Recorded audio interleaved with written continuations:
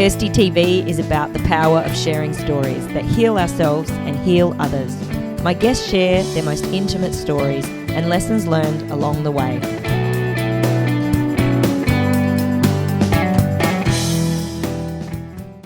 So pregnant at just 14, do you look back now and think you were just a child yourself? Yeah, I was just a child myself, because when I look at my daughter that's 15 now, I could never imagine her having a baby right now. Yeah. I mean, at the time, you were so desperate to hold on to her and have her as a baby. As much as you would have liked to have raised her, with seeing how young she is, and does it make you realise that at 14, 15, you probably weren't going to be able to take care of her?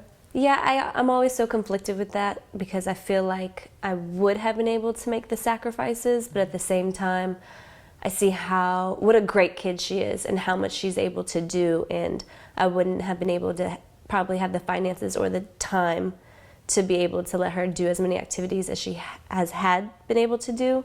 And I feel like if I would have kept her, I would have stayed where I was raised, and it would have kind of perpetuated a cycle. So, What was going on for you? I mean, you were having sex at just 13. Again, such a child yourself. What was going on in your world then? I think a lot of it was just looking for love. Now that I've been able to look at things in retrospect, just really wanting affection, a love, attention from a guy. And I guess what was running through my head is sex. That's how you get held. Or did you feel pressured? No, I didn't feel pressured. It was actually my idea when I first lost my virginity. Just a lot going on, it's funny because I was raised in Virginia in a suburban area, but everyone around my age was having sex and smoking, and there's a movie called 13 that I feel like completely nails how our lifestyle was at 13 years old. And now, I mean, at 31, do you look back and just think that's crazy? Oh my God, I look back, I think of us as that's crazy, and I look at teenagers now and I just want to save everybody and be like, you don't have to do that. You don't have to have sex so young. You don't have to do drugs and drink so young. Yeah.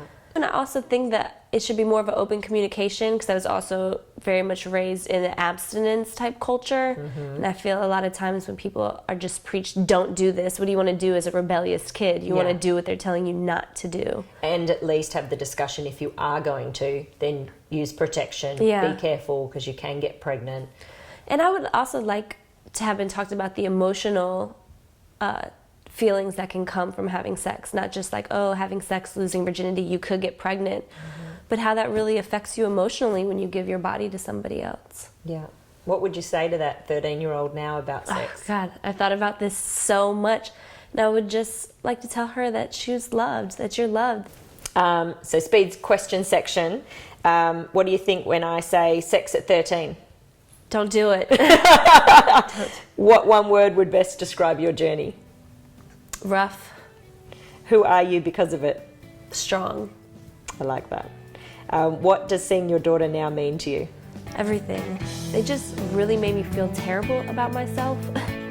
That I would, take out my anger on my child, or, I really liked going out with my friends, and I would take all of this out on my kid, and made me feel really inadequate as a mom. And so I think that's